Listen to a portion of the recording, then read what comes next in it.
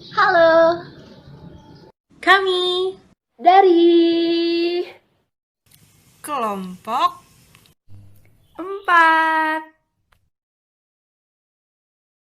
Jadi, kelompok kami mendapatkan materi mengenai tantrum. Nah, ada salah satu teman dari kelompok kami yang ingin membagikan pengalaman ibunya dalam menghadapi anak tantrum. Mau tahu gimana ceritanya? Yuk, simak bareng-bareng.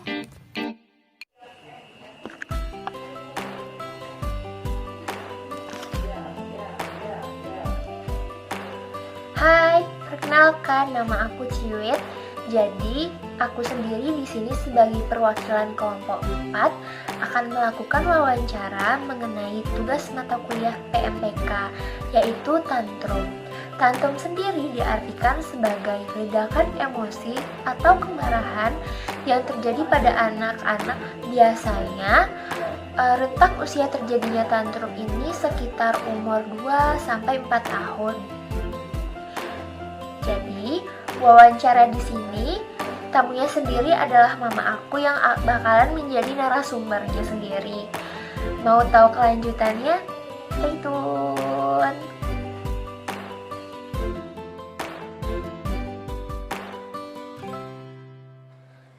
Nah, di sini udah ada mama aku sendiri. Perkenalan diri dulu, Mah. Halo, saya mamanya Ciwit. Ya. Nama mama siapa? Nama mama Neti Yuniati.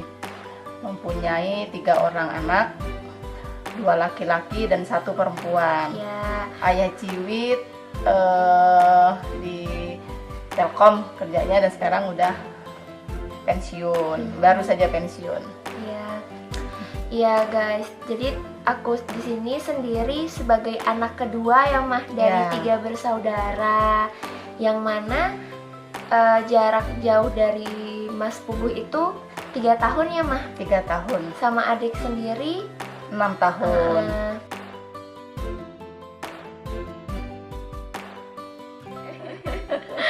Udah ya, kita masuk ke sesi pertanyaan ya. Jadi ini Mah, waktu Ciwit kecil sama Mas Puguh ya, gimana sih cara pengasuhan mama antara Ciwit ke Mas Puguh itu? Pasti kan Mas Puguh ini notabene-nya sebagai anak pertama ya. Ya. Ada nggak sih perbedaannya, dan pasti sebagai anak pertama itu patokan buat mama mengasuh buat anak-anak yang lain kan ya. Pasti di sana itu mama masih tahap coba-coba, mama masih tahap ragu-ragu untuk mengasuh anak pertama. Gimana sih, ada nggak sih perbedaannya Mah cara mengasuh mama antara Ciwit sama Mas Puguh dulu? Kalau untuk cara mengasuh sih nggak ada perbedaannya, semua sama. Hanya bedanya waktu kakaknya Ciwit lahir, Mas Puguh itu kan karena anak pertama. Jadi mungkin mama agak kesulitan ya, sama juga belum pengalaman bagaimana cara iniin anak-anak mama. Tapi setelah Mas Puguh besar, agak besar umur 3 tahun, nah Ciwit kan lahir. Jadi tuh ini Ciwit udah nggak ada istilahnya, karena sudah terbiasa dengan anak pertama, jadi anak kedua tuh udah berjalan apa adanya lah istilahnya, nggak mengalami kesulitan.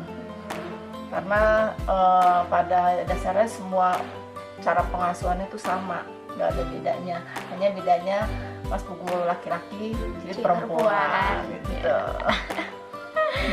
Terus mama bisa ngasih kronologi nggak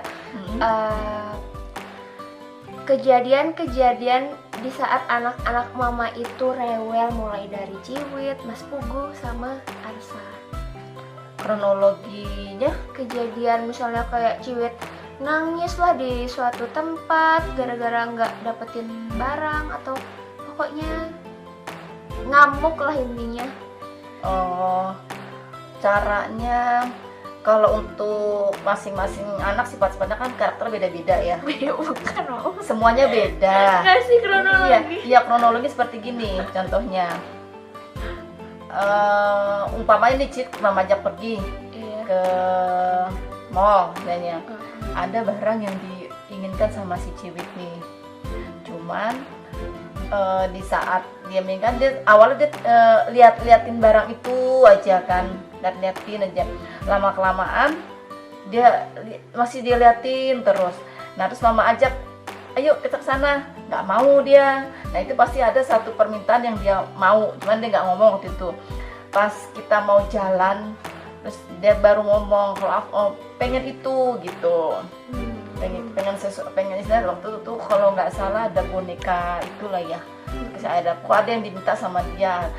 Terus mama bilang ayolah nanti yang itu aja, atau ada yang lebih bagus, tapi dia minta itu juga, kekeh gitu loh, minta yang itu juga. Kita tawarin sama yang lebih bagus, tetap juga nggak mau. Sampai kita ajak jalan, nggak mau juga. Sampai kita jalan, dia tetap aja duduk di depan toko itu, di hadapan barang itu. Jadi karena menurut mama barang itu istilahnya masih terjangkau dan istilahnya masih untuk ini ya, seusia Ciwit lah ya.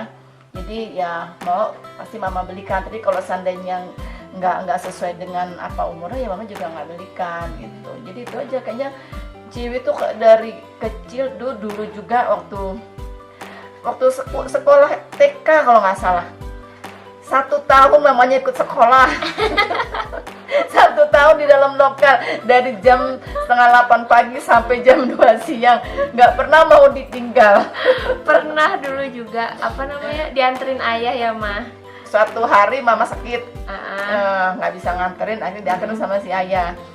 Ayah mau sebelum ayahnya kerja diantar ke sekolah.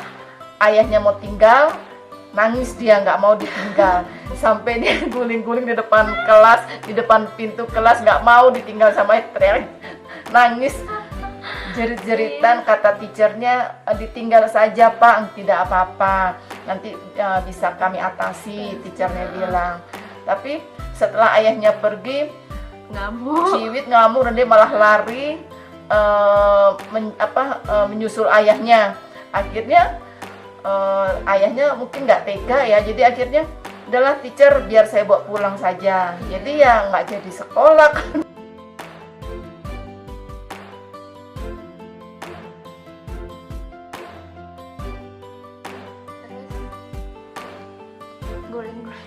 Oh, dulu guling-guling di depan kelas.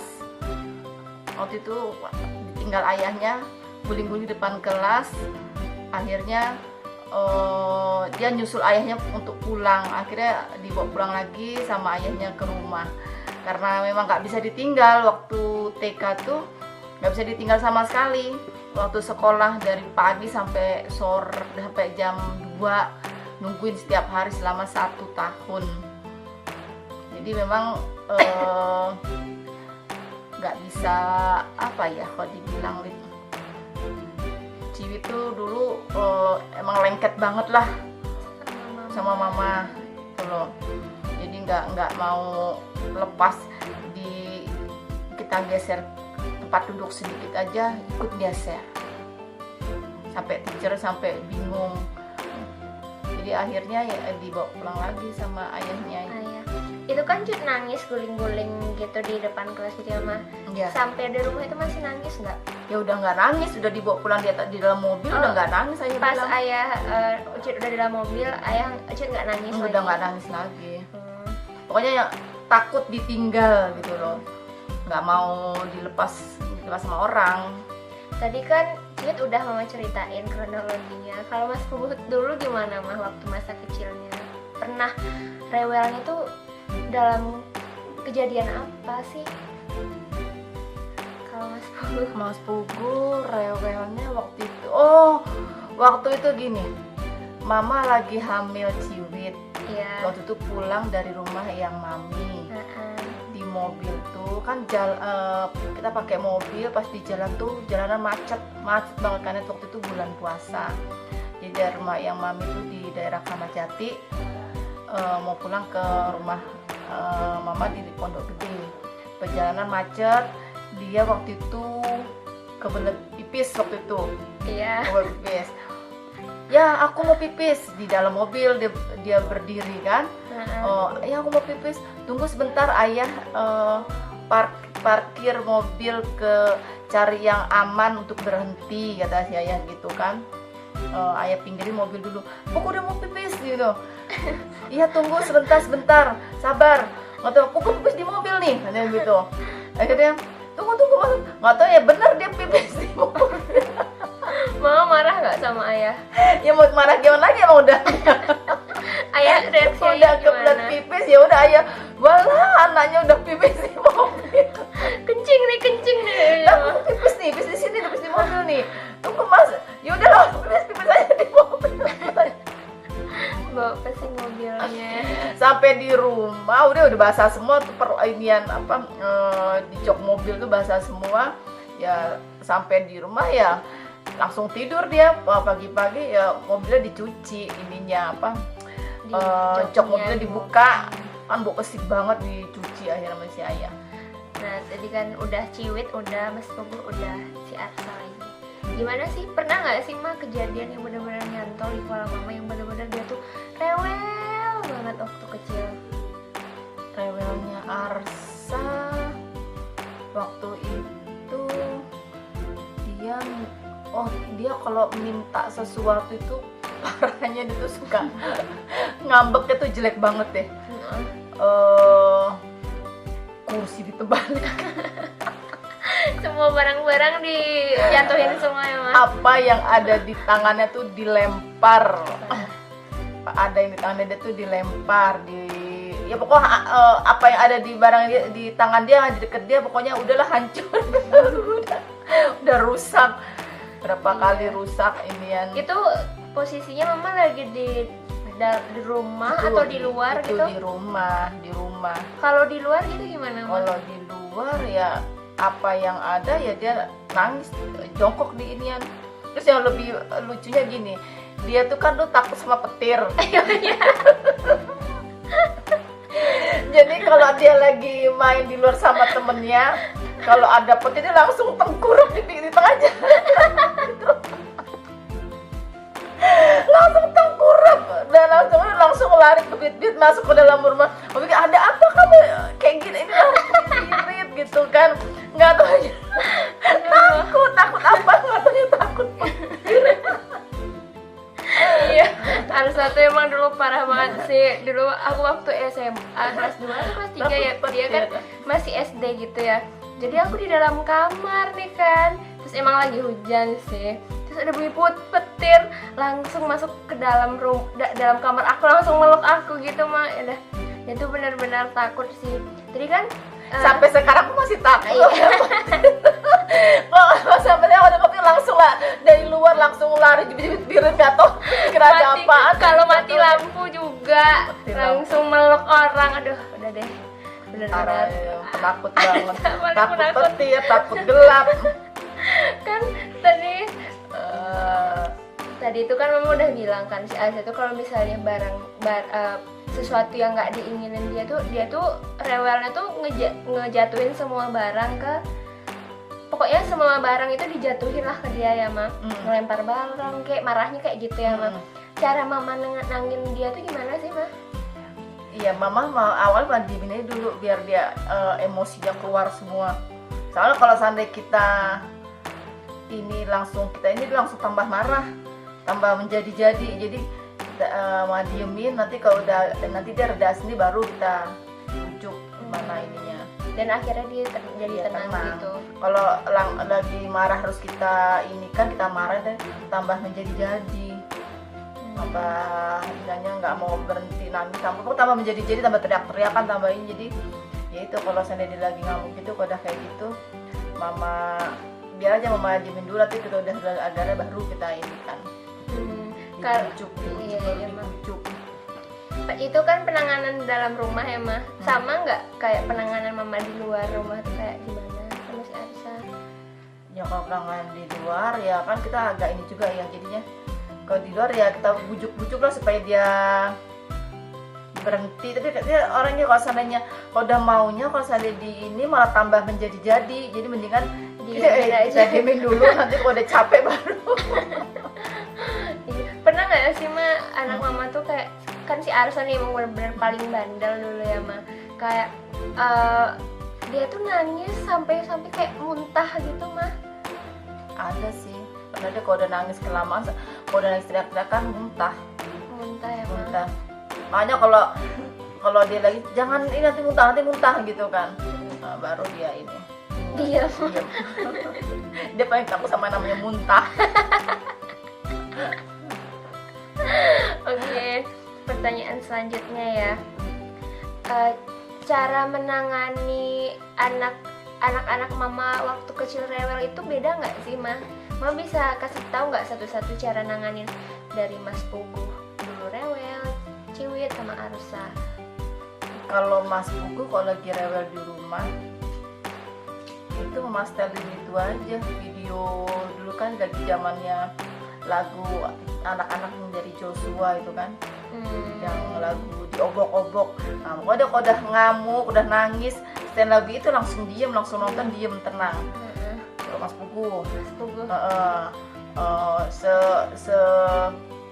senangis-nangisnya Mas Pugu, ngamuk istilahnya, marah lah dia atau apa gitu. Ya pokoknya kita udah itu kita stand aja lagu itu di standin di TV, di video di TV itu, nanti dia dengar lagu itu aja langsung diam, langsung nonton, hilang ininya.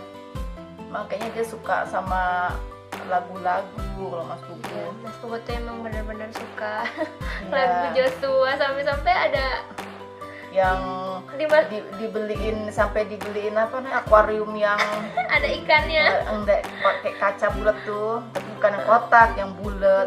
Dari kaca. Dari kaca juga. Jadi kalau saya lihat itu ngobok-ngobok gitu kan. Ngobok. Lagunya nama Ajul aja lagunya diobok-obok. Judul lagu dari Joshua ya, Mas. Dari Joshua. Tadi kan penanganan sama Mas Pugu kan udah nih, Mas. Terus kalau Ciwit gimana cara nanganin? Kalau nanganin sih kayaknya agak lebih gampang ya. Dia kan seneng apa tuh warna pink waktu kecil, dari mulai baju, sepatu, tas semua serba pink. Sampai iket-iket rambut semuanya serba pink. Kalau dia nangis, mau tinggal kita gendong keluar, kita bawa keluar, di halaman tuh kita main sepeda atau menyiram bunga, itu udah diem, udah nggak nangis lagi. Pokoknya dari dalam rumah kita bawa keluar ke halaman sambil kita bawa buat nyiram bunga, sambil ini ada ini duit, ada ini, udah dia diem sih, nggak susah ininya. Cuman kalau udah maunya ya maunya juga, nggak bisa diiniin. Udah maunya itu ya itu gitu loh. Tapi berarti Ciwit paling baik di antara saudara-saudara kan, mah paling gampang buat di diemin lah ya. Iya, nggak terlalu rewel. Tuh. Kalau Ada satu yang sampai sekarang mama ingat waktu si Cid nih. Waktu itu kan adiknya baru lahir, si Arsa. iya. Jadi mama taruh adiknya tuh di box bayi. Box bayi di sini, tempat tidur mama di seberangnya. Itu Ciwit umur berapa Ciwit tuh? itu umur SD ya, kelas 6 ya? Iya, SD kelas 1, dia umur 6 tahun. Umur 6 tahun SD, kan jarak Cid Marsa kan 6 tahun.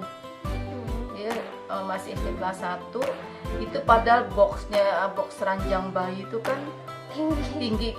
Kita tutup sampai atas ininya, yang apa tuh, dari kayu tuh kita sampai atas, kita kunci di atas itu kan. Iya.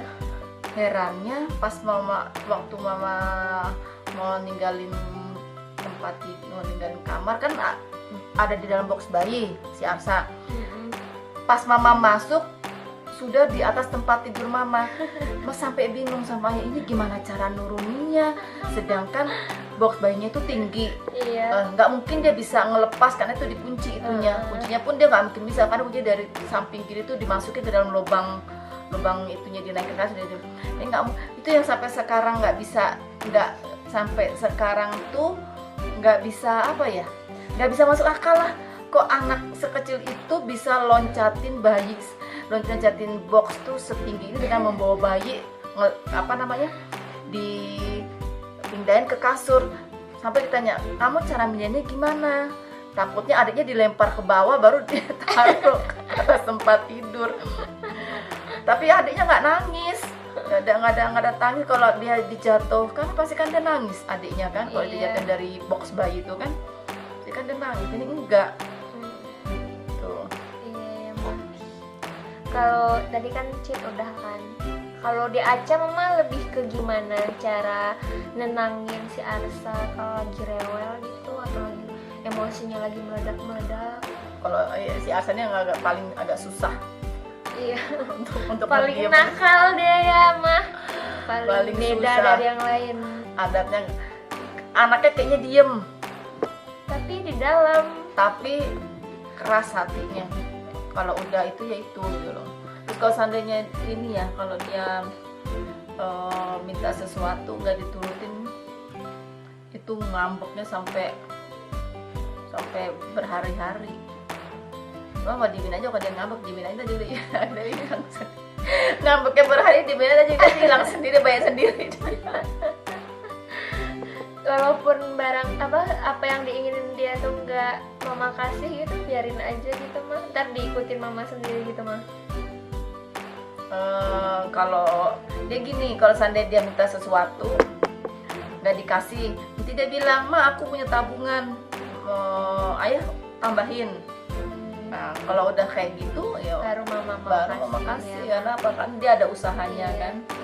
Terus kalau ada minta sesuatu dijanjiin dulu, nilai harus bagus, nilai rapot. Kalau nilai rapotnya bagus, kalau itu Mama beliin atau ayah belikan. Iya. Tuh. Tapi emang si Arsa ini kan beda 6 tahun dari aku ya Ma.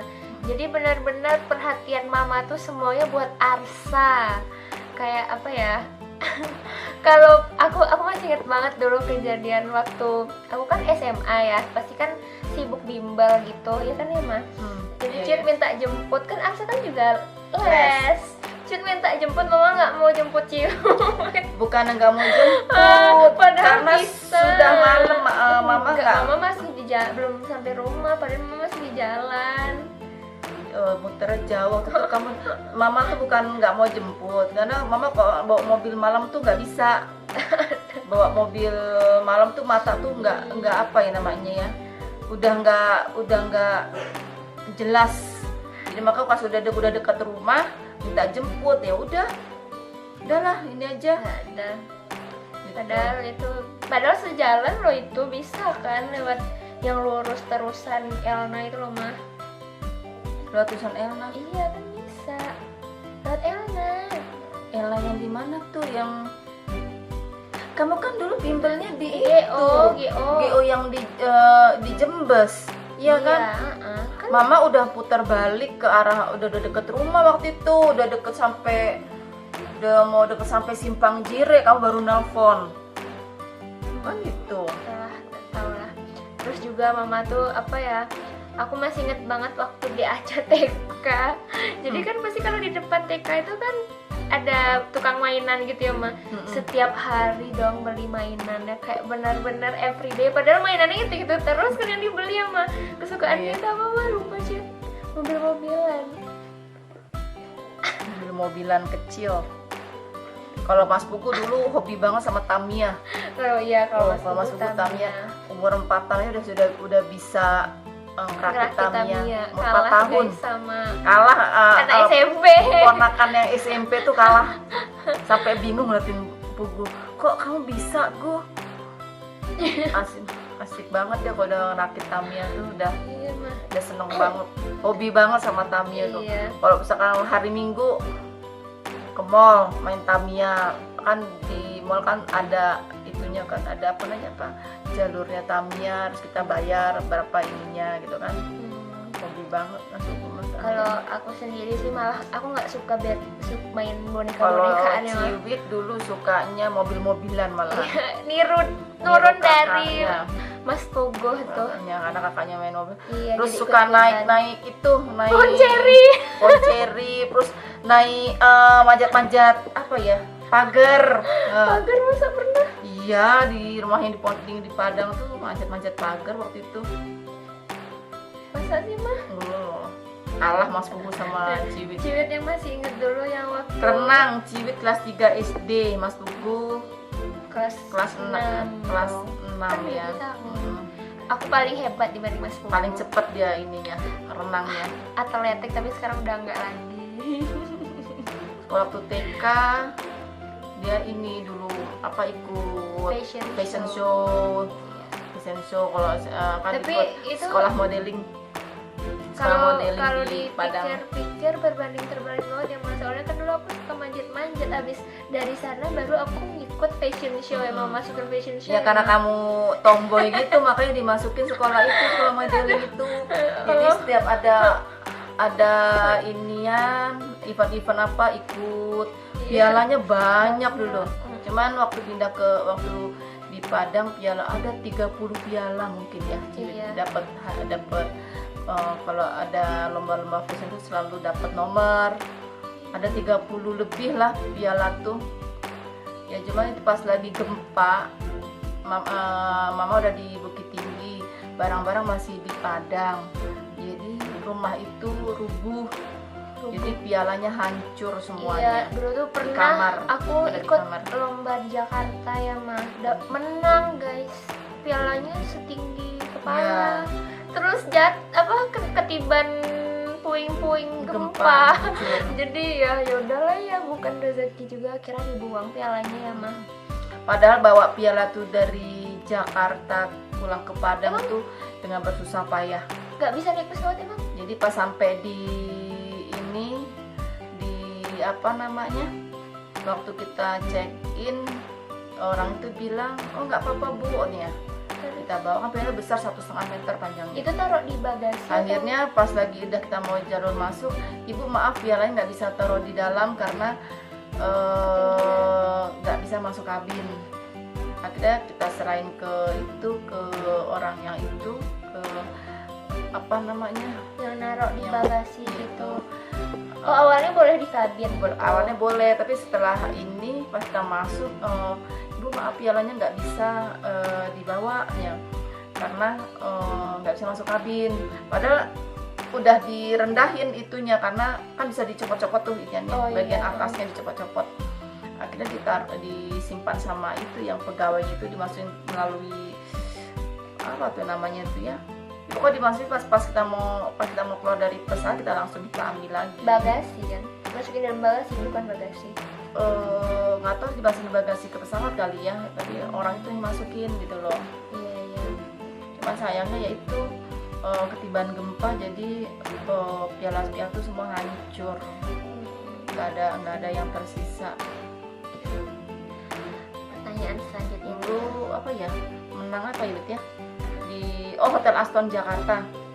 Iya. Hotel Aston Jakarta menang fashion show untuk gaun malam sama ini yang casual, dapat Yang gaun warna merah itu ya. gaun malamnya tuh dapat juara umum gitu. Masa Juara sih? umum. Kalau yang Casual. Aku iya. nggak inget yang casual. Yang casual Ingat pakai gaun malam baju doang. pakai baju pink. Yang warna biru itu yang kelihatan Biru, udal itu ya. Hasilnya. Aduh dulu mah parah. Parah ya mah. Oke. Pertanyaan selanjutnya ya mah. Mama punya tips sama trik nggak buat kasih saran gitu ke orang-orang, mungkin buat orang yang nikah muda atau buat ke orang tua yang selanjutnya buat nanganin anak-anak yang rewel terus ledakan emosinya tuh nggak terkontrol, ada nggak sih mah? Kalau tips mama ya, kalau yang udah mama pengalaman mama, kalaupun anak lagi rewel ataupun apa, biarin aja dia ini meluapkan emosinya dulu. Jangan kita pukul, jangan kita marah. Boleh kita marahin tapi jangan sampai kena ke ininya dia, ke apa namanya ya? Namanya nih Apa sih ini? Kalbu hati? kan. Nggak tahu. Kadang- Hati. Kadang kan psikis anak berbeda ya gitu loh. Jadi kalau bisa ya harus sabar lah. Kita lihat karena sifat dan karakter anak kan beda-beda. Jadi emang para orang tua tuh harus sabar dalam membimbing dan mendidik anak-anaknya. Apalagi kalau dalam inian untuk pertama masuk sekolah, nah itu mungkin menginginkan waktu luang lah sama anak yang benar-benar jangan ditinggal iya, gitu ya, Ma. maksudnya terus anak baru bisa jalan. Nah itu Harus emang benar-benar dibimbing ekstra lah lah. kita sama anak-anak di balita di bawah 5 tahun terutama ya, istilahnya masih belum ngerti apa-apa gitu loh. Intinya Ekstra sabar. kita tuh harus tahu karakter anak masing-masing dulu, Karakter terus dan sifat baru anak-anak. iya tahu mengetahui cara pengasuhannya itu gimana gitu ya, Ma. Iya ya. Ada lagi nggak, Ma? Kayaknya apa lagi ya, merasa kayaknya cukup lah kayak sampai di situ ya. Itu aja. Ya, enggak ini udah apa namanya ya, pokoknya pada intinya kalau yang baru pasangan muda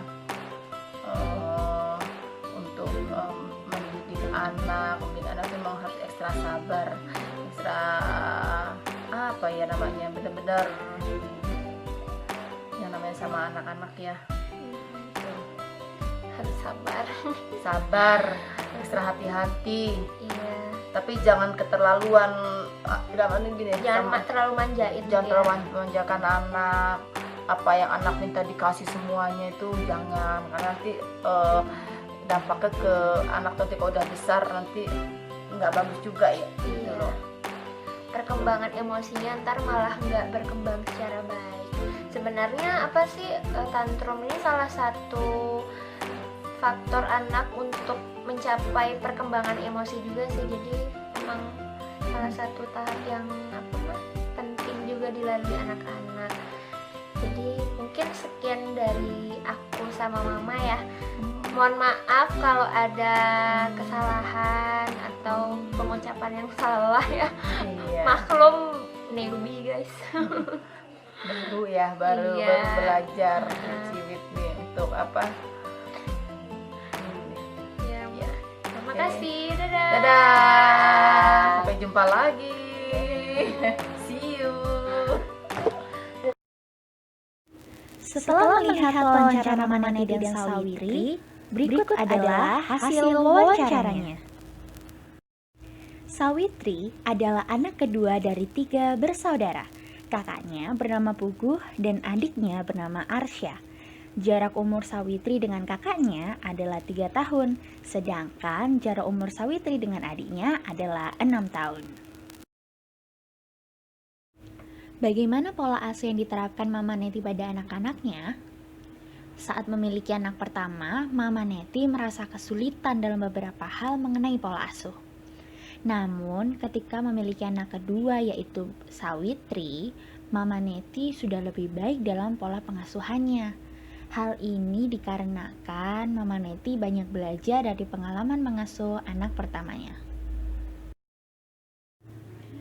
Menurut Mama Neti, terdapat perbedaan dalam pengasuhan anak pertama dan anak kedua, yaitu gender, di mana Puguh adalah anak laki-laki dan Sawitri adalah anak perempuan. Pada anak ketiga, Arsya, ia memiliki pola pengasuhan yang berbeda pula karena jarak umur yang cukup jauh dari kakak-kakaknya. Selain itu, karakteristik dan kepribadian anak juga ikut mempengaruhi pola asuh dari orang tua. Tantrum adalah hal yang biasa terjadi pada anak-anak, sama halnya dengan cerita Puguh, Arsya, dan Sawitri. Pengalaman tantrum Puguh. Jadi, waktu itu Puguh berada di perjalanan. Ia sangat ingin buang air kecil. Tapi saat itu keadaan jalanan sangat macet dan sulit untuk memberhentikan dan menepikan mobil. Orang tua sudah meminta untuk bersabar, tetapi Puguh tidak bisa menahan sehingga Puguh buang air kecil di mobil. Kemudian, pengalaman tantrum juga dilalui oleh Sawitri. Pengalaman tantrum Sawitri. Suatu waktu, Sawitri ingin dibelikan sebuah boneka. Awalnya, orang tua tidak ingin membelikan, tapi Sawitri rewel sampai tidak mau pergi dari tempat boneka tersebut. Akhirnya, orang tua memutuskan untuk membelikannya boneka karena dianggap harga boneka tersebut terjangkau. Setelah dibelikan boneka, ia mulai tenang. Nah, Sawitri juga pernah loh tantrum di sekolah. Ia tidak mau ditinggal oleh orang tua ketika ia harus bersekolah. Tidak hanya Pugu dan Sawitri, Arsya pun juga mempunyai pengalaman tantrum loh. Pengalaman tantrum Arsya. Ketika apa yang ia mau tidak dituruti, Arsya suka melempar-lempar barang di sekitar saat di rumah. Tetapi ketika di luar rumah, ia sering menangis dan jongkok di tempat ia berada. Sehingga orang tua membiarkan Arsya untuk meluapkan emosinya terlebih dahulu, sembari menasehati jika terus menangis Arsya akan muntah. Dengan demikian, Arsya akan menjadi lebih tenang. Bagaimana cara Mama Neti mengatasi tantrum pada masing-masing anaknya? Mama Neti menangani tantrum berbeda pada setiap anaknya, tergantung karakteristik emosional dan kepribadian sang anak. Pada anak pertama, Mama Neti biasanya mengatasi dengan cara memutarkan lagu kesukaannya. Berbeda lagi dengan anak kedua. Biasanya Mama Neti mengambilkan barang atau benda favoritnya yang berwarna pink. Nah, di anak ketiga, Mama Neti mengkhususkan karena ia memiliki kepribadian yang cukup keras kepala. Jadi di sini Mama Neti terkadang memberikan reinforcement.